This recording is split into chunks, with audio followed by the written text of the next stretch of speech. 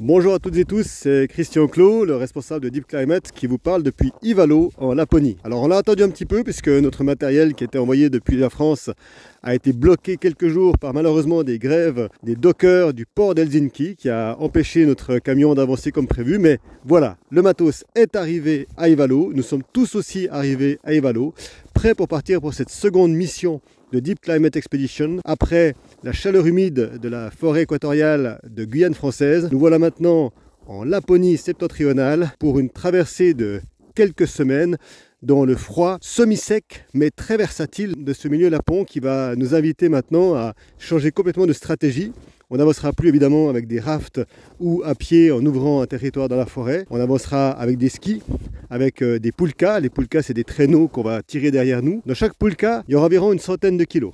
Autant dire que si quelque part c'est pas trop élevé lorsque l'on marche sur du plat, sur de la glace où il n'y a pas beaucoup de retenue, dès qu'on arrive sur des zones de neige ou des zones de pente, ces 100 kg vont être très très lourds, très difficiles à tirer. Il va falloir que chacun donne son maximum pour parvenir à avancer et réaliser le trajet qui sera le nôtre, puisque nous allons tenter de rejoindre l'extrême nord d'abord de la Finlande, puis petit à petit d'entrer dans la Norvège où nous pourrons essayer de faire quelques sommets et qui sait rejoindre les fjords de l'extrême nord de l'Europe et ainsi terminer un trajet absolument fantastique dans un territoire qui certes est assez hostile. On est aujourd'hui à une chaleur relativement raisonnable puisqu'il fait moins 18. Alors moins 18 c'est pas très froid pour ces régions mais c'est quand même l'équivalent du congélateur que vous avez toutes et tous chez vous qui est à moins 18 degrés pour congeler vos aliments. Donc moins 18 c'est vivre dans un congélateur en permanence, de jour comme de nuit. Et c'est à la fois pas si extrême, mais c'est pas si simple non plus.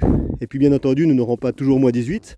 On attend des températures qui vont osciller entre moins 10 et moins 30 degrés en réel. Ces températures qui sont la température réelle plus le refroidissement du vent, ce qu'on appelle le refroidissement éolien, qui pourrait atteindre les moins 40, moins 45, voire les moins 50 degrés. Autant dire qu'à moins 50 degrés, la progression devient extrêmement difficile et que nous serions alors obligés de nous arrêter.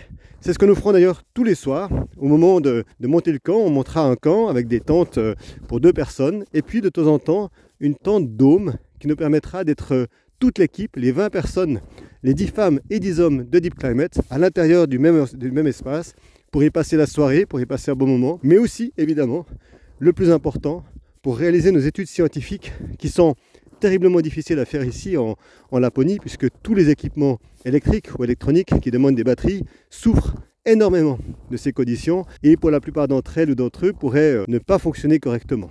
Aussi nous avons décidé de prendre avec nous un grand dôme que nous pourrons très légèrement chauffer grâce à nos réchauds et ainsi retrouver une température de fonctionnement des équipements qui devrait nous permettre de réaliser un petit laboratoire spécifiquement dédié à un milieu comme la Laponie où le froid est constant. Ce sera d'ailleurs le vrai défi de cette mission. Pas forcément qu'il fasse moins 30, moins 40, mais cette constante du froid, de jour comme de nuit, sans pouvoir jamais rentrer dans un chalet ou un endroit où on pourrait allumer un feu et se réchauffer, va au fur et à mesure des jours qui passent certainement durement éprouver les corps. Et il faudra être extrêmement attentif bien entendu aux gelures, qui sont l'ennemi numéro 1 dans ce genre de territoire, mais aussi plus spécifiquement au refroidissement qui pourrait petit à petit envahir les corps et générer des formes d'hypothermie tout d'abord légères, qu'on sent à peine, mais qui pourraient devenir de plus en plus graves et malheureusement arriver à des dangers concrets pour certaines ou certaines personnes de l'expédition. Aussi on fera évidemment très attention à ça, mais c'est pas à ça qu'on pense aujourd'hui.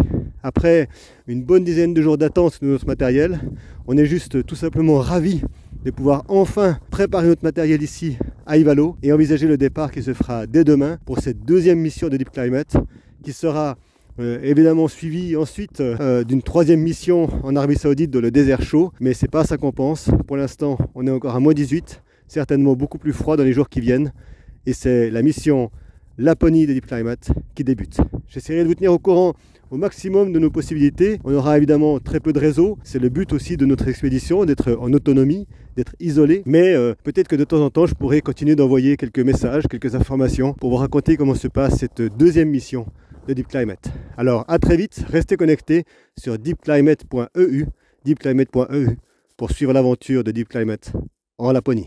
À bientôt!